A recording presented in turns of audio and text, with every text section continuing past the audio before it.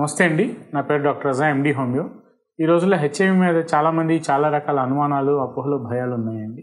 So జనరల్గా ఒక HIV individual ఇంట్లో ఉంటే అదర్ ఫ్యామిలీ మెంబర్స్కి ఇన్ఫెక్షన్ సోకుతుందా అని కామన్గా చాలామంది మనకి క్లినికల్గా ప్రాక్టీస్లో అడుగుతూ ఉంటారండి. సో జనరల్గా హెచ్ఐవి పర్సన్ ఇంట్లో ఉన్నంతలోపు అదర్ పర్సన్స్కి సోకే ఛాన్స్ ఎంత మాత్రమూ లేదండి. ఎందుకంటే హెచ్ఐవి ఇన్ఫెక్షన్ అనేది కేవలం ఒక వైరల్ ఇన్ఫెక్షన్ మాత్రమే. అనేది ఆ వైరల్ ఇన్ఫెక్షన్ అనేది అది అన్లెస్ అంటిల్ ఏదైనా సరే ఒక సెక్షువల్ కాంటాక్ట్ ద్వారానో, లేదంటే ఏదైనా సమ్ ఫ్లూయిడ్ డిశ్చార్జెస్ వలన, లేదంటే ఏదైనా అతనికి బాడీలో రిలీజ్ అయ్యే డిశ్చార్జెస్ వలన, అంటే whether it is male or female ద్వారానే ఈ డిశ్చార్జెస్ వల్లనే, లేదంటే ఈ సెక్షువల్ కాంటాక్ట్స్ వల్లనే ఇది ఇన్ఫెక్షన్ అనేది అదర్ పర్సన్కి, అదర్ హెల్దీ ఇండివిజువల్కి సోకే ప్రమాదం ఉంది. అంతేగాని హెచ్ఐవి ఇండివిజువల్ ఇంట్లో ఉన్నంత మాత్రాన్నో, లేదంటే అతను టచ్ చేసినంత మాత్రాన్నో, లేదంటే అతనితో ఏదైనా ఇంట్లో కామన్గా షేర్ చేసుకునే ఐటమ్స్ వలన ఈ హెచ్ఐవి ఇన్ఫెక్షన్ అయితే అదర్ ఇండివిజువల్స్కి అయితే సోకే ప్రమాదం ఎంత మాత్రమూ లేదండి.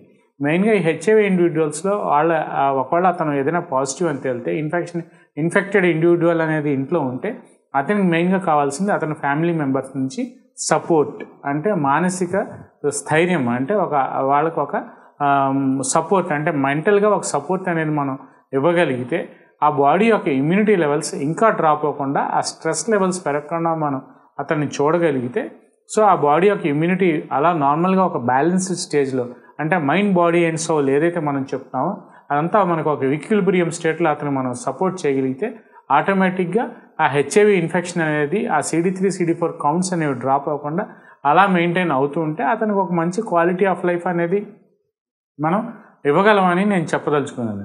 సో మనకి క్లినికల్గా చాలామంది డే టు డే ప్రాక్టీస్లో హెచ్ఐవి పాజిటివ్ వచ్చింది కదండి ఇంట్లో ఫ్యామిలీ మెంబర్కి, అతనితో మేము కలిసి ఉండొచ్చా, లేదంటే అతని పిల్లల్ని ఎత్తుకోవచ్చా అని అడుగుతూ ఉంటారు. సో అది ఎంత మాత్రమో అది అతన్ని మనం సపరేట్ చేయటమో, లేదంటే అతన్ని ఐసోలేట్ చేసి విడిగా ఉంచడమో, లేదంటే అతన్ని వేరే రూమ్లో ఉంచాల్సిన అవసరం ఎంత మాత్రమూ లేదండి.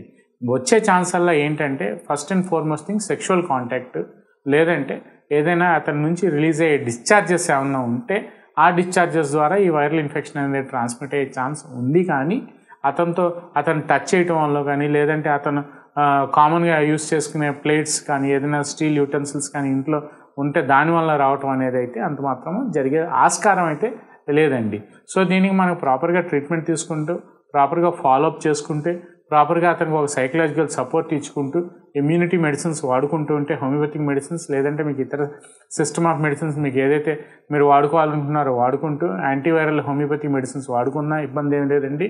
వాడుకుంటే over the period of time తనకి ఏదైతే ఆ క్వాలిటీ ఆఫ్ లైఫ్ ఉందో, క్వాలిటీ ఆఫ్ హెల్దీ లైఫ్ ఏదైతే ఉందో మన మెడిసిన్స్ ద్వారా ఇచ్చుకుంటూ సైకలాజికల్గా సపోర్ట్ చేసుకుంటే over the period of time మనం అతనితో ఉండొచ్చండి. ఎటువంటి భయము అవసరం లేదండి. సో దీంట్లో ఏంటంటే మెయిన్గా ఈ హెచ్ఐవి ఇండివిజువల్స్లో వీళ్ళు ప్రాపర్గా ఫాలోఅప్ అనేది చాలా అవసరం అండి.